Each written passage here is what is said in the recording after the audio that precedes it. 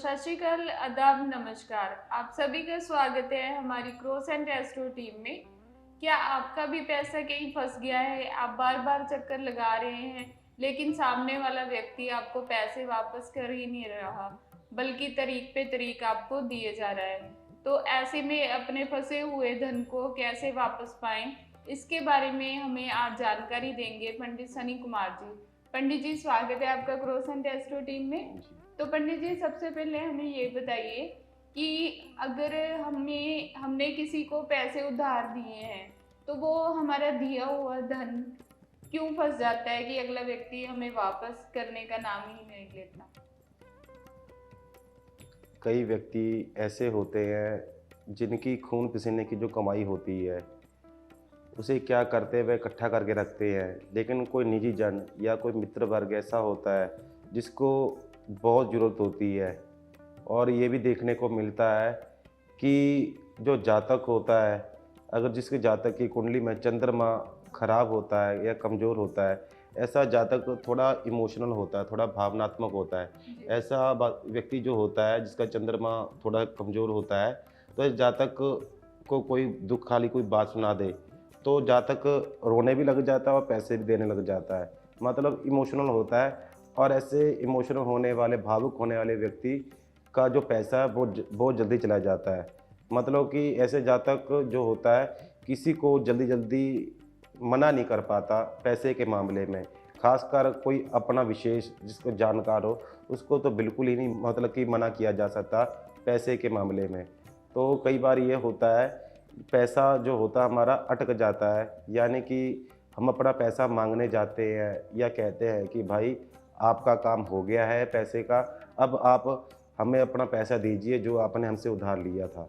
लेकिन वो व्यक्ति कोई ना कोई बहाना बनाने लग जाता है या कोई ना कोई ऐसी बात कर देता है जिससे आपको कहता है कि आप कल को ले लेना, कल को पैसे ले लेना, कल को ले लेना। ऐसे करते करते बहुत दिन व्यतीत हो जाते हैं। जब भी लेने की बात आती है पैसा, तो वह कोई ना कोई बहाना बना देता है जिससे आपको क्या होता है कि पैसा नहीं मिलता और आपको समस्या का सामना करना पड़ता है, आपको मानसिक तनाव होने लग जाता है। देखिए, पैसे जो देने वाले होते हैं वह 2 प्रकार के होते हैं। एक तो वह व्यक्ति होते हैं एक तो वह व्यक्ति होते हैं जो पैसा लेते हैं, मजबूरी में जी। लेते हैं, लेकिन उनका काम धंधा नहीं चलता, डूब जाता है और उनको कोई रोज़गार ही नहीं होता आगे कि वे पैसे का कैसे इंतज़ाम करें कि अगले व्यक्ति को दें। जी। और एक व्यक्ति ऐसे भी होते हैं जो पैसा लेते भी हैं उधार का, उनका काम भी बन जाता है, उनकी जेब में पैसा भी होता है, सब कुछ होता है, लेकिन उनकी नीयत नहीं होती देने की। मतलब कि उनका काम भी सही चल रहा है, लेकिन एक बार पैसा लेने के बाद वह दोबारा उस तरफ मुँह भी नहीं करते। तो ऐसे जो व्यक्ति होते हैं, एक व्यक्ति है जो जिसकी स्थिति ऐसी है, जिसका काम नहीं चल रहा, उसके कारण पैसा नहीं दे रहा। दूसरे वैसे व्यक्ति होते हैं जिनके मन में चोर होता है, यानी कि ऐसे जातक जिनको पैसा होने के बावजूद भी उनकी इच्छा ही नहीं होती या उनकी नीयत ही नहीं होती पैसा देने की। तो ऐसे जातकों को मैं कहना चाहता हूँ, जिन भाइयों का पैसा अटक जाता है किसी न किसी तरीके से, किसी न किसी बहाने से, ऐसे जातकों को कोशिश करनी चाहिए कि मंगलवार के दिन कभी भी किसी को पैसा नहीं देना चाहिए। जी। अगर आप मंगलवार के दिन किसी को पैसा देते हैं, तो बेशक आप किसी की हेल्प कर रहे हैं, किसी की मदद ही कर रहे हैं, लेकिन वही पैसा अगर आप लेने जाएँगे, तो आपके संबंध खराब हो जाएँगे, आपसे वह वाद-विवाद, झगड़ा भी कर लेगा। तो कोशिश करें कि मंगलवार के दिन किसी को पैसा ऐसे उधार नहीं देना चाहिए। पंडित जी, धन प्राप्ति के लिए कौन सा ग्रह जिम्मेदार होता है? धन प्राप्ति के लिए मूलतः सभी ग्रहों का अगर विश्लेषण किया जाए, जो हमारे धन के स्वामी होते हैं, यानी कि जन्म कुंडली में दूसरा भाव जो होता है वह परिवार का और धन का विचार किया जाता है। अगर हमारा जो दूसरा भाव है शुभ ग्रहों के साथ युक्त हो या द्वितीय शुभ ग्रहों के साथ हो या द्वितीय अपने स्थान पे हो, ऐसे जातकों को कहा जाता है कि लक्ष्मी की प्राप्ति हो जाती है, धन की प्राप्ति हो जाती है। और जहाँ तक कुंडली में देखा जाए ग्रहों के हिसाब से, तो सभी ग्रह कुछ ना कुछ अपने-अपने सूचनाएँ देते हैं कि भई पैसे के लिए कौन-सा सहायक है। कई बार देखा होगा आपने कि जिन जातकों का अगर राहु अगर लगन में आ जाए तो ऐसे जातक पैसे कमाने के लिए पूरे दिन रात एक कर देते हैं। वह खाना पीना सुख आराम सब भूल जाते हैं। और अगर द्वितीयेश में ही आ जाए तो क्या होता है कि ऐसा जातक जो होता है, ऐसे जातक को पैसा बहुत आता है। इतना पैसा आता है कि जातक की सभी इच्छाएं पूरी हो जाती है, लेकिन पैसा रुकने का नाम नहीं लेता। क्यों होता है? क्योंकि जो उसका धन का स्वामी धन भाव में ही बैठा है। तो इससे क्या कहा जाता है कि जातक के अच्छे ग्रह जो होते हैं वह पैसा ले आने में बहुत सहायता करते हैं। और इस बात का ध्यान देना चाहिए कि जिन जिन भावों के बारे में विचार किया जा रहा है, अगर उन भावों में वह ग्रह बैठे हैं, अगर हम उनका पूजन पाठ जाप हवन आदि करते हैं तो हमको निश्चित लाभ होता है। इस बात का ध्यान देना चाहिए कि अगर हमारा मंगल जो ग्रह होता है वह अगर तीसरे भाव में हो, आठवें भाव में हो जी। और छठे भाव में हो, तो ऐसा जातक अपने शत्रु से पैसा निकलवा ही लेता है किसी ना किसी तरीके से। यानी कि अगर उसको हिंसा भी करनी पड़े, कहा जाता है कि सीधी उंगली से घी नहीं निकलता, डब्बा तो टेढ़ा करना ही पड़ता है।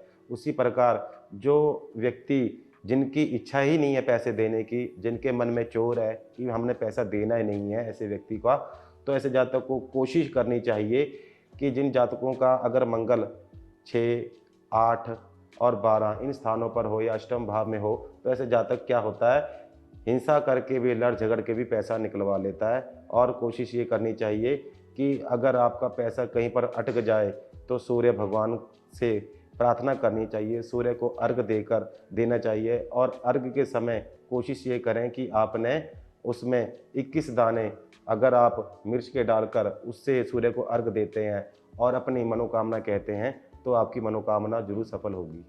पंडित जी, हमारे दोस्तों को बताइए कि अगर उनका धन के ही जगह पे फंस जाए तो क्या करें?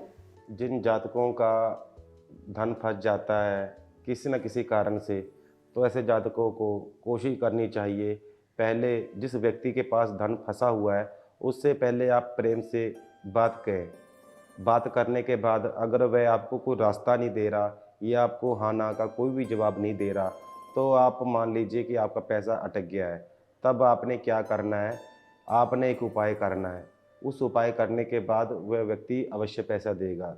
उपाय क्या है कि आपने एक रोटी ले लेनी है। रोटी को आपने थोड़ा सा गुड़ का टुकड़ा उस पर रख के आपने क्या करना है, किसी कुत्ते को डालनी है। डालते समय उस व्यक्ति का जिससे आप परेशान हैं, जिसके पास पैसा अटका हुआ है आपका, उससे लेने के लिए आपने उस रोटी को किसी कुत्ते को डाल देनी है। आपने कोशिश करनी है कि जो आपने रोटी डाली है कुत्ते को वह खाए ही खाए, ऐसा नहीं होना चाहिए कि वह सूंघ कर चला जाए। क्या होता है, आप देख लीजिए, अगर वह सूंघ कर चला जाता है तो मान लीजिए कि आपके अभी कार्य में बाधा है, पैसा भी अटकेगा। लेकिन अब बार बार यही प्रयत्न करते रहेंगे, जब भी 1 बार 2 बार 3 बार जब भी आपको लगे कि हाँ भी वो कुत्ते ने रोटी खा ली है, जी। तो आपका मान लीजिए कि आपको मनोकामना जल्दी सिद्ध होगी। उसके कुत्ते के खाने से क्या होगा, जो आपका जो शत्रु बन चुका है, जिसके पास आपका पैसा अटका हुआ है, वह पैसा आने की संभावना प्रबल हो जाती है। इसके अलावा आप क्या कर सकते हैं कि जहाँ पर भगवान शनि का मंदिर होता है, क्योंकि जो नवग्रहों में जो शनि भगवान है ये न्याय के देवता माने जाते हैं। मतलब जो जज होता है ना, जज का हिसाब होता है कि निर्णय करना, उसके सामने सही और गलत जो भी होगा, अगर कोई गलत होगा उसको सज़ा मिलेगी, जो सही होगा उसको आज़ादी मिलेगी। तो कोशिश ये करें कि जब भी आपका लगे कि आपका धन कहीं अटक गया है, अकुम व्यक्ति मेरा धन दे नहीं रहा, तो भगवान शनि से ये प्रार्थना करें, निवेदन करें और शनि मंदिर में तेल का दान, महा का दान करना, नारियल का दान करना। अन्यथा काली रंग की गाय को हो सके तो आप रोटी या पेड़ा डालना, काले कुत्ते को रोटी या मीठे लड्डू डालना। अगर आप ये उपाय करते हैं तो क्या जाता है कि शनि देवता न्याय के देवता हैं, आपके साथ कभी भी अन्याय नहीं होगा। अगर वो जितना भी शक्तिशाली, जितना भी पैसे वाला, धनवान या राजनेता ही क्यों ना हो, तकरी मतलब जिसकी पहुंच भी क्यों ना हो, लेकिन अगर आप कहा जाता है कि अगर आपने शनि भगवान से ये निवेदन कर दिया तो आपकी जो मनोकामना है वह अवश्य पूर्ण होके ही रहेगी। जी। तो पंडित जी ये बताइए कि जैसे अगर हमारा धन किसी के पास फँस गया है, तो उसके लिए क्या कोई ऐसा मंत्र भी है जिसके जाप से हमें आसानी से अपना धन वापस मिल सकता है? अगर कार्य में बाधा आ रही है, धन में बाधा आ रही है, तो मंत्र का जाप करने से पहले कोशिश करें कि जिस मंत्र का हम जाप कर रहे हैं, वह मंत्र शुद्ध होना चाहिए, उसका उच्चारण है जो बिल्कुल शुद्ध होना चाहिए। क्योंकि अगर हम उच्चारण हमारा अगर गलत होगा, तो हमको उतना लाभ नहीं मिलता। कोशिश करें कि लक्ष्मी माता का मंत्र, जैसे कि या देवी सर्वभूतेषु लक्ष्मी रूपेण संस्थिता नमः तस्मै नमो नमः, इस मंत्र का जाप करना, या फिर ओम श्रीम नमः, ओम श्रीम नमः, क्योंकि जो श्री शब्द है, श्रीम शब्द है, ये लक्ष्मी माता का बीज मंत्र है। इस मंत्र का जाप करने से क्या होता है कि धन अगर कहीं पर हमारा अटका या फंसा होता है, वह आने लग जाता है। या फिर गणपति महाराज का ओम गण गणपते नमः, ओम गण गणपते नमः, इससे हमारे कार्य में या हमारे धन में लेने में जो विघ्न आ रहे हैं, वह विघ्न दूर हो जाते हैं। और जिन जातकों का ज़्यादा पैसा अटका होता है, जैसे कि लाखों के हिसाब से जिसका पैसा अटका होता है, ऐसे जातक को मंगलवार के दिन हनुमान जी के सामने बजरंग बाण का पाठ करना शुभ रहता है। क्योंकि बजरंग बाण में भगवान हनुमान जी से सौगंध दी जाती है राम जी की कि अकुम कार्य हमारा सिद्ध करें, तो हनुमान जी वह सिद्ध करते ही करते हैं। कोशिश करें कि हनुमान जी का बजरंग बाण का पाठ करके आपने छोटे जो बच्चे होते हैं या फिर जहाँ बंदर होते हैं, वहाँ पर आपने गुड़ और चने का प्रसाद बांटें। कोशिश करें कि जो प्रसाद है आप घर से जो लेकर गए हैं, वह प्रसाद आपने लेकर नहीं आना, सभी आप बाहर बाहर बांट दें। इससे क्या होता है कि आपकी जो पैसा कहीं भी अटक गया है, वह वापस आ जाता है। पंडित जी, कई बार क्या होता है कि हम किसी की मदद करने के लिए उसको पैसे उधार दे देते जी। हैं, बट बाद में क्या होता है कि वो बंदा जो होता है हमारे पैसे वापस वापस करता ही नहीं है। तो ऐसी कंडीशन में हमें क्या करना चाहिए कि हमारे फंसे हुए पैसे उस जातक से वापस आ जाए?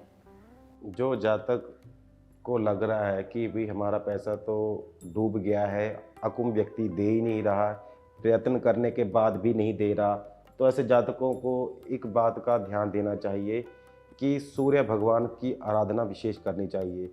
मतलब कि ऐसे जातक को प्रतिदिन हो सके तो 41 दिन लगातार सूर्य को अर्घ करें, सूर्य को जल दे लोटे में। तांबे का लोटा होना बहुत शुभ रहता है, उसमें 11 या फिर 21 दाने आपने मिर्च के जो होते हैं वह डाल के आपने सूर्य को अर्घ दें। ओम गृह सूर्याय मंत्र का जाप करते हुए, ओम भास्कराय नमः इस मंत्र का जाप करते हुए, और अपना नाम और अकुम व्यक्ति का नाम और उसका चित्र का मन में याद करके सूर्य भगवान के सामने आपने कहना है कि हे प्रभु, अकुम व्यक्ति के पास मेरी लक्ष्मी, जो मेरा पैसा है वह अटका हुआ है, वह कृपा करके मुझे दोबारा मिल जाए। ऐसा अगर आप निवेदन करते हैं तो निश्चित मानिए कि आपका जो अटका हुआ पैसा है वह आपको वापस मिल ही जाता है। इसमें कोई संशय की बात नहीं है।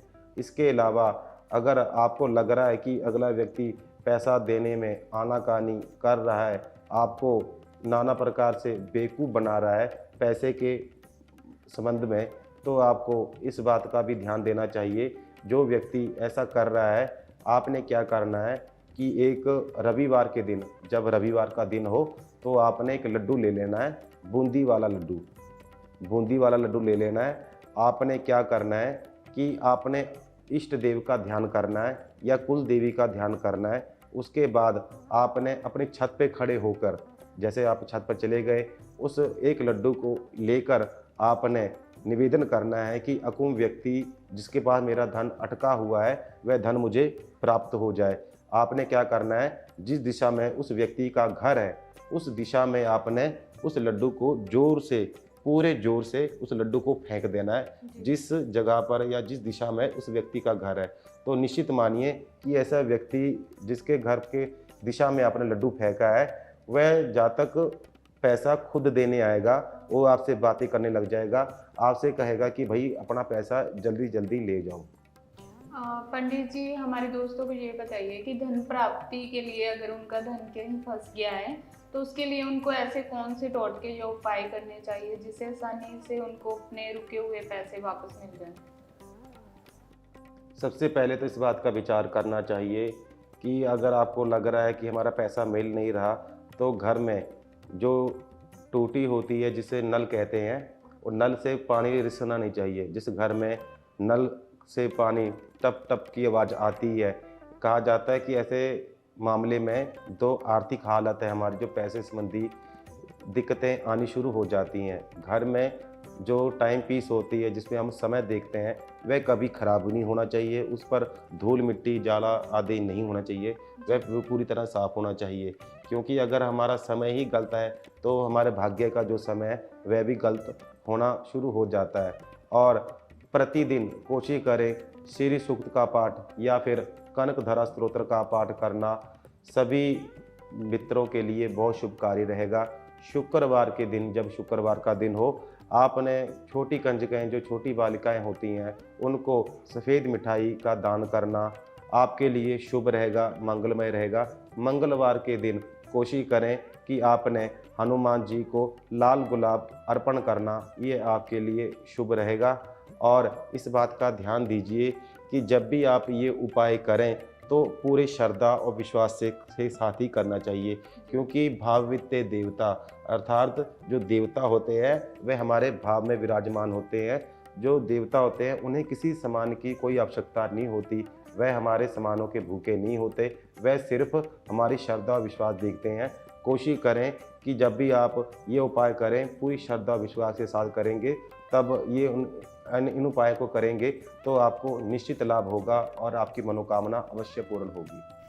पंडित जी, आपने अपना कीमती समय हमें दिया, उसके लिए क्रोस एंड एस्ट्रो टीम की तरफ से आपका बहुत बहुत धन्यवाद पंडित जी।